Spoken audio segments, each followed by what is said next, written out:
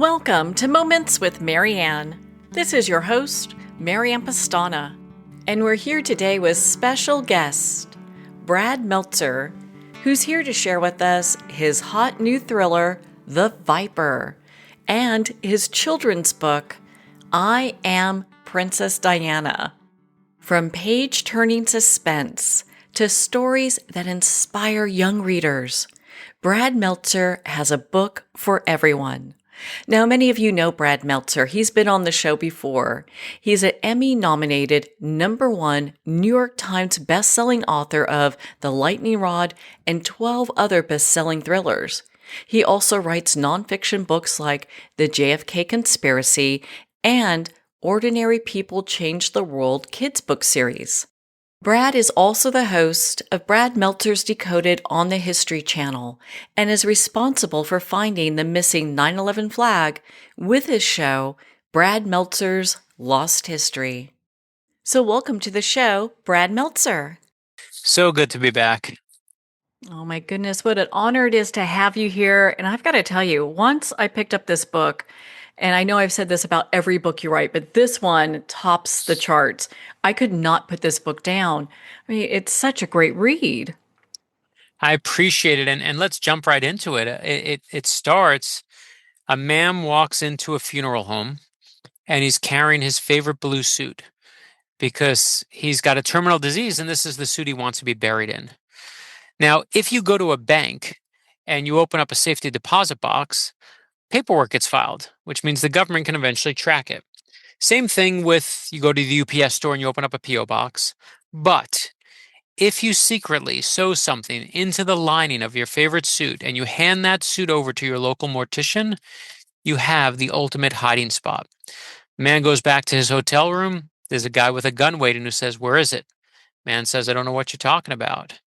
And the guy shoots the man dead. That suit is still in the funeral home. And you won't believe what's hidden inside it or who's about to find it. And that is chapter 1 of The Viper.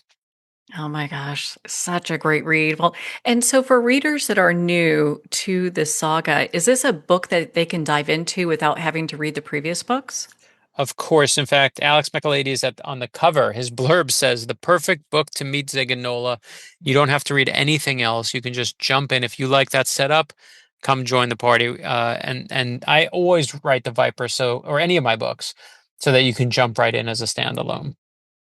Well, I know you're widely known for investing so much time in the research you do for each of your books. What did you uncover that made it into the Viper that you can share without doing any spoilers? You know, what I love about these books is, of course, the research. So in this book, we did witness protection. And when we think of witness protection, you think of mobsters and Tony Soprano and the end of Goodfellas. But what I found fascinating is that is why witness protection was started, was to take down the mob. And it worked. It actually worked. Mobsters testified against mobsters, and that was the big group there. But then guess what happened is crime didn't go away. Gangs started thriving. So gang members became the biggest part of witness protection. And then when 9/11 happened, we started chasing terrorists. So terrorists became the biggest part. You want to know one of the biggest groups in witness protection right now? It's accountants, because right now data is the king. And you'll see, it's fascinating when you leave witness protection and you go into it, you have to leave your life behind, which means sometimes you have to leave your sister. Sometimes you have to leave your dog.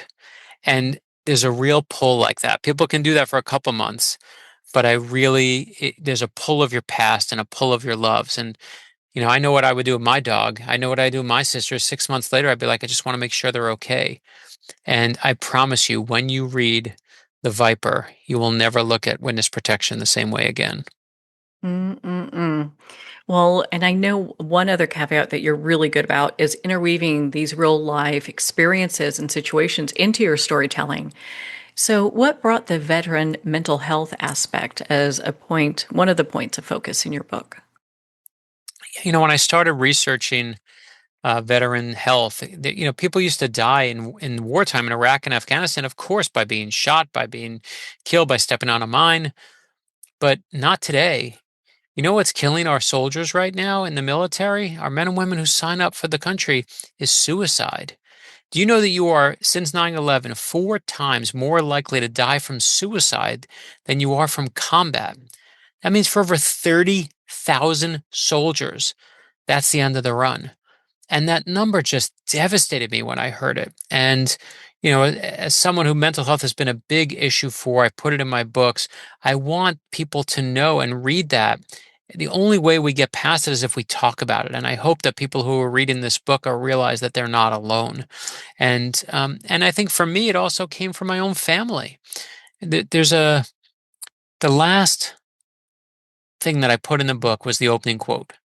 And it's a quote that says, "I don't believe in closure. I'm not sure we ever get over anything."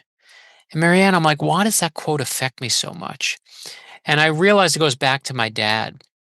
I had a very complicated relationship with him. And as I was writing the end of the book, I found this word called pentimento. I didn't really know what it meant, never heard of it before. And it's a painting term for when paint becomes so old and dry that it starts becoming translucent. So on an old painting, you can actually see through the paint and see the pencil lines on the canvas, the original pencil lines the artist made there, like their rough draft.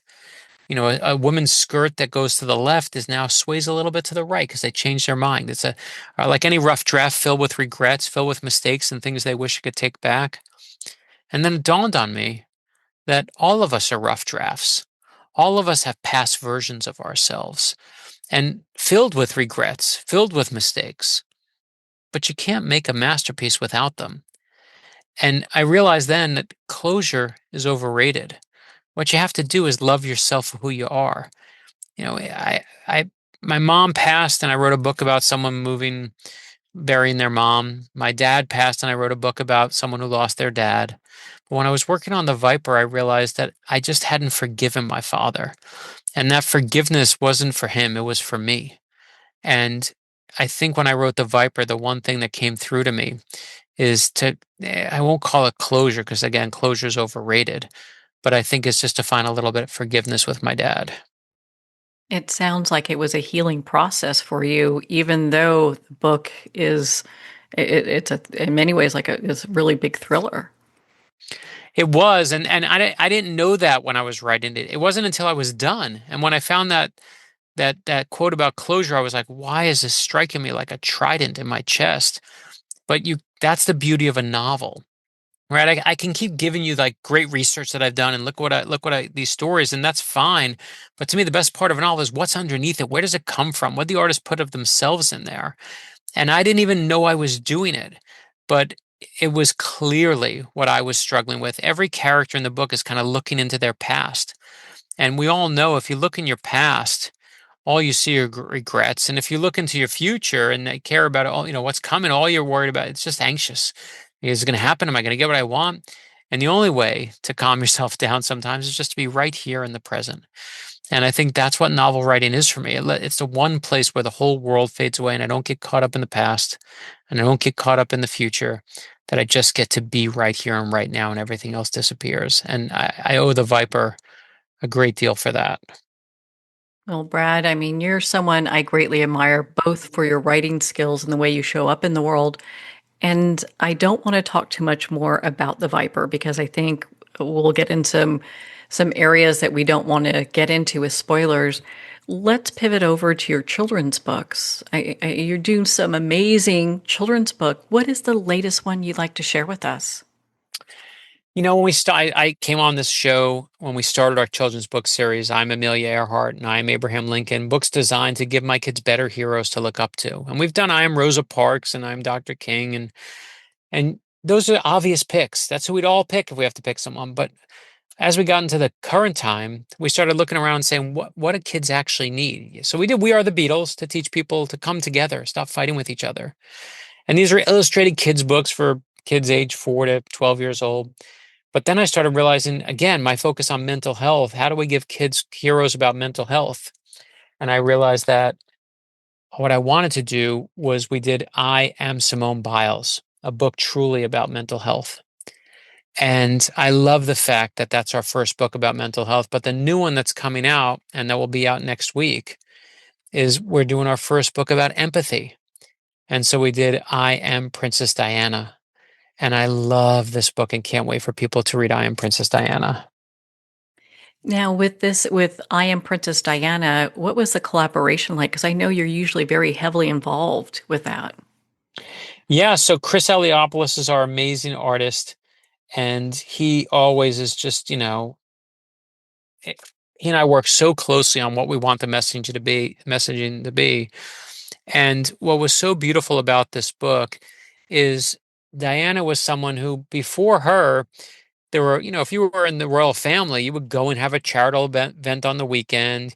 You would wave to the crowd and wave to the kids. And when Diana came along, and suddenly she was hugging people, and all the staff was like, "What's she doing? They're hugging them, sir. Why is she doing that?" And she just wouldn't stop. And then she was hugging AIDS patients, which I know sounds like a nice thing to do now, but back then no one would even touch an AIDS patient. They were worried they were going to get AIDS. But it didn't stop Diana. And same thing with lepers, all these groups that no one would touch. She would get in close and give them a hug. And I didn't know, and we all know who Princess Diana is, but I didn't know how cold her family life was. When she was a little girl, her family would just give her for Christmas a catalog and say, basically, pick out what you want, circle it. That was it. That's how you got your presents. Not because they knew what she liked. She just picked them out as like she was shopping for herself. And she could have gone the other way and been completely cold, but instead you found this woman because of her grandmother that showed empathy to people who needed it, especially those who had less than her. And boy, I want my daughter to hear that lesson. I want my sons to hear that lesson. I think right now, cruelty and venom and harshly judging those we disagree with, it's become sport in our culture. But cruelty and venom aren't signs of strength. They're signs of weakness and petty insecurity. And what takes strength is being kind to someone else and showing them empathy. If you really want to shock the world, unleash your kindness, unleash your empathy. And that's what I Am Princess Diana does, not just as a book, but as a person. Well, I always buy your books and I save them up through the year and then give them away at the holidays. And I can't wait to buy I Am Princess Diana to add to this stack. Oh my goodness, Brad. I mean, you're such an inspiration. Where can people go to connect with you and be part of your community and learn more about your work? You can, of course, go to bradmeltzer.com or find me on Instagram or Facebook or any other platform at Brad Meltzer, like seltzer that you drink, but with an M like Mary. And you can find the books in any bookstore, your local independent bookstore, Barnes and Noble. You can find them on Amazon and buy whole sets of them. But I love that I've gotten to come on your show and yes, talk to kids' books, but also talk to thrillers. And I know it sounds crazy that, on one page I'm murdering someone, on the other I'm trying to educate people's kids. But that's how we are sometimes, right? We act one way with our parents, another way with our friends. We're all chameleons, and we all have many sides. We all have a little bit of fight in us, and we all have a little bit of kindness and softness in us. And I think that's what you're seeing in these books is you're seeing the different sides of me. You're seeing me as a dad, and you're seeing me as someone who wants to be entertained myself. And I love the fact that no matter what we choose to create, you are always there with us. Well, Brad, thank you so much for taking the time to be on the show with us here today. Thank you so much. Well, thank you, Brad. It's such an honor to spend this time with you and to talk about your hot new book, The Viper. Make sure to pick up your copy today. It's a book you will not want to put down. And also for gift giving and for children, make sure to pick up a copy of I Am Princess Diana or any of the children's books. They are fabulous reads to inspire young minds. Well, we're at the end of our time today. I'd like to thank everyone for tuning in. You've been listening to Moments with Mary Ann, where we make every moment count.